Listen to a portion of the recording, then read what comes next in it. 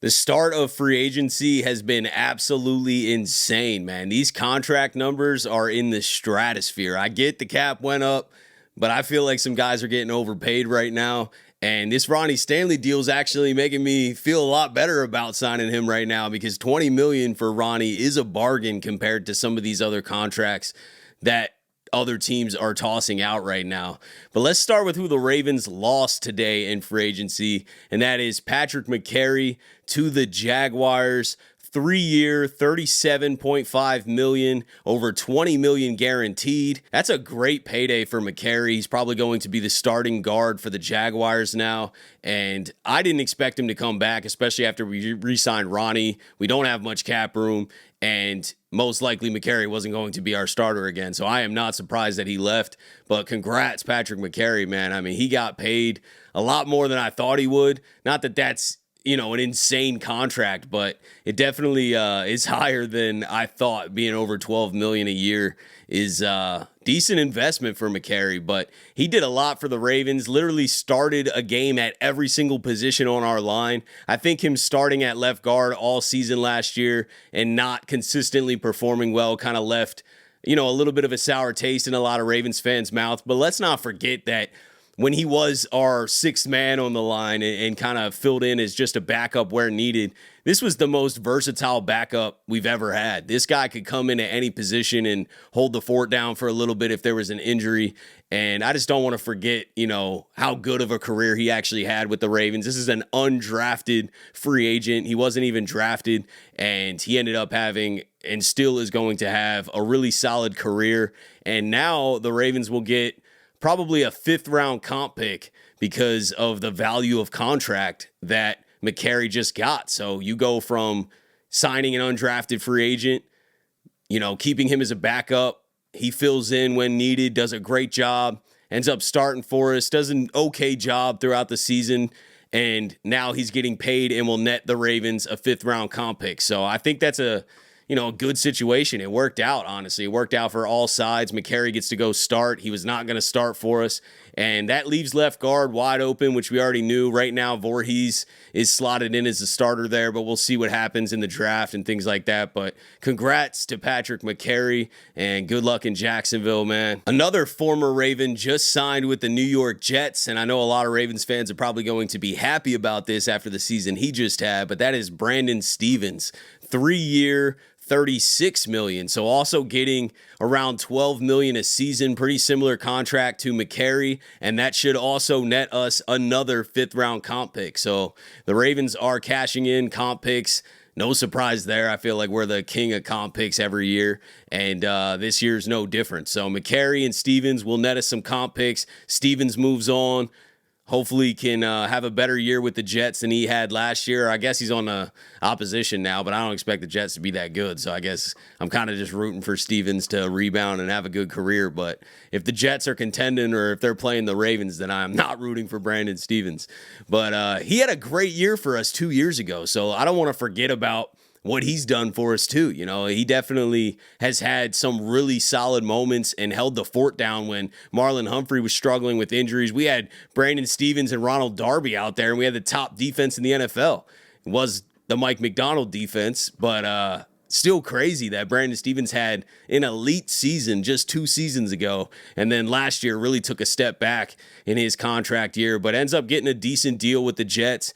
And now the Ravens are pretty thin at corner. But I think a lot of us were hoping and expecting to move on from Stephens, that he was a liability last year for us. Every time he was out there, he was getting targeted consistently. So I think a lot of us fans are probably happy to just move on. But we do need to get some corners. We got Nate Wiggins and Marlon Humphrey at the top. And then hopefully TJ Tampa can step up, maybe Jalen Armour Davis. I don't know. I don't have a lot of confidence in that situation, but we'll see.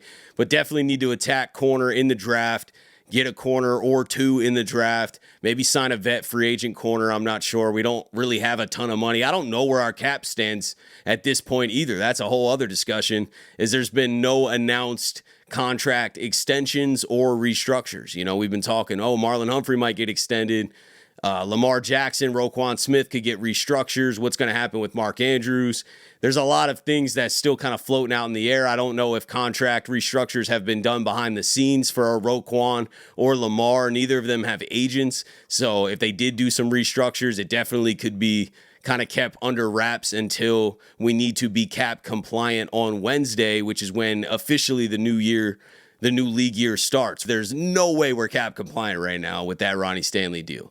We had about 10 to 12 million approximately before the Ronnie deal. I know his first year number could be low. I haven't seen the details of that contract yet. But regardless, the Ravens have to clear cap. I mean, they can't even sign draft picks if they haven't cleared cap. So I really think some things have already been done, but we'll know probably by Wednesday, because the Ravens by Wednesday need to be under the salary cap with the Ronnie deal. So we'll see what happens. They definitely got to keep clearing room and bring back a couple more of their own free agents. We still got Pat Ricard out there, maybe Tylan Wallace. I know that's not a make or break situation. I think Pat Ricard could be more important than that. We got to get our Darius Washington back. Now, we will put the restricted free agent tag on him. There is a decision there whether we want to put the second round tag on him, which is $5.3 million, which is more expensive. But if he did get offered or go somewhere else, we get a second round draft pick. So I don't know if they're going to put that tag on him. The other tag, that restricted free agent tag, would be $3.3 million.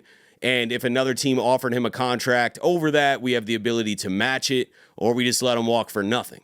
So there is a decision. If we do want to make sure we get him back or get something back for him, then we got to put the second round tag on him. Or if we don't think his value will be that high and we'll just match what any other team offers him, then you could put the $3.3 million restricted free agent tag on him and just match whatever contract ends up coming in. But you never know if some bad team wants to inflate our Darius Washington's value and offer him $10 million a season. The Ravens might get screwed and just let him walk. So there is a chance that if our Darius gets offered a big deal, that he ends up leaving.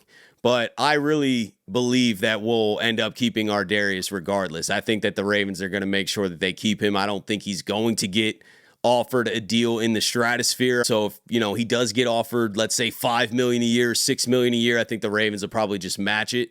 Or hopefully the best case scenario is that they can agree to an extension. But now that free agency has officially started, our Darius and his agent are talking to other teams. So they're going to see what that market is out there.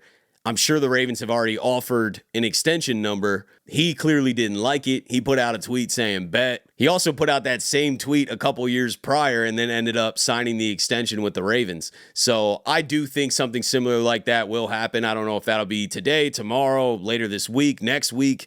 I'm not sure when it'll happen. I don't think he's a big ticket free agent item, so I don't think any team's going to offer him some crazy contract that we don't match. So I really think our Darius Washington will be back with the Ravens, and it's just a matter of time. Hopefully Pat Ricard is also back. The fact that they didn't get an extension done before means that they probably offered something too low, and it's just smarter for Pat Ricard and our Darius to go shop around. They want to go talk to other teams, see what that market actually is, maybe come back to Baltimore and be like, look, I want to come back to Baltimore, but this team over here is offering X amount. You got to match that or I'm gone. And then the Ravens will have to make a decision. So there's still some negotiating going on by letting them hit free agency. I don't think fullbacks have a big market anymore. So I really don't think Pat Ricard's going to get many offers. A lot of teams can't utilize him the way that we utilize him, but he is pretty important to our offense. So I definitely am rooting for Pat Ricard to get re-signed. I don't think it'll be crazy expensive. Same with our Darius Washington. These guys need to come back. I don't think either of those deals are going to break the bank for the Ravens. I know we don't have a lot of cap room, but you could fit those guys in. That's not a lot of money. And there's also the Mark Andrews situation still floating out there. He's not been extended. He's obviously not been traded. Nothing's happened yet. I don't think he plays this final year on this cap hit. I'd be surprised if we're paying him $17 million to play this season. So I do think something gets worked out there, whether he gets traded or we just extend him a year or two so that we can lower this cap hit this year. These are moves that will clear more cap regardless. I do not see a way he plays on that $17 million. I think a move is coming. I don't know what his trade market would even be. I know some teams would definitely want him for a year or two. and would probably trade a mid-round pick for him. But is that what the Ravens want to do? Do they want to keep him around? I really don't know. It sounded like when Eric DeCosta had his combine presser that he was saying goodbye to Mark. But until a move is made, you just don't know. I don't know what Mark's market is out there. Maybe there's not a lot of teams offering much. Maybe they're only offering a 5th or 6th round pick, and the Ravens are looking at that like, well, let's just hold on to him for another year. There is value in keeping Mark Andrews. We do get a little worse if Mark leaves. So I know Eric DeCosta's thinking about all these situations, and we'll just see how it unfolds. Odafe Oweh is another interesting situation. He's on his last year now. So what's going to happen with that? Are we going to possibly extend him? The freaking edge rushers and outside linebackers contract numbers are crazy. You're probably looking at having to pay Odafe Oweh close to $20 million a season.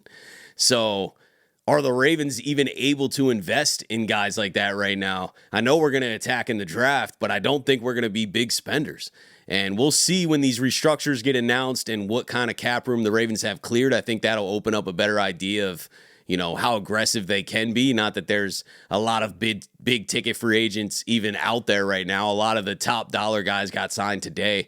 I think the class already looks a lot weaker, and the Ravens are just going to go value hunting like always. They're going to probably bring in some veteran secondary player, veteran wide receiver on cheaper deals. I could see a DeAndre Hopkins coming to the Ravens, but it has been a wild start to free agency, not so much for the Ravens, but just for the NFL in general. The Steelers are making a lot of moves in the division. They traded for DK Metcalf yesterday and then signed Darius Slay today. And then also Justin Fields went to the Jets. So I don't know who the Steelers quarterback's even going to be. We're hearing Aaron Rodgers today. It's between Aaron Rodgers and Russell Wilson. I'll be honest, I'm not scared of either of those guys right now. That is not prime Aaron Rodgers. Aaron Rodgers had a stacked receiving core on the Jets last year and did not look great. This is a worse receiving core. I know the Steelers do have a good receiving core with George Pickens and DK Metcalf now, but let's be real. I'd rather have Devontae Adams and Garrett Wilson and Breece Hall at running back. And Rodgers couldn't succeed with that offense. I don't see him coming to Pittsburgh and being some massive threat that makes them a contender.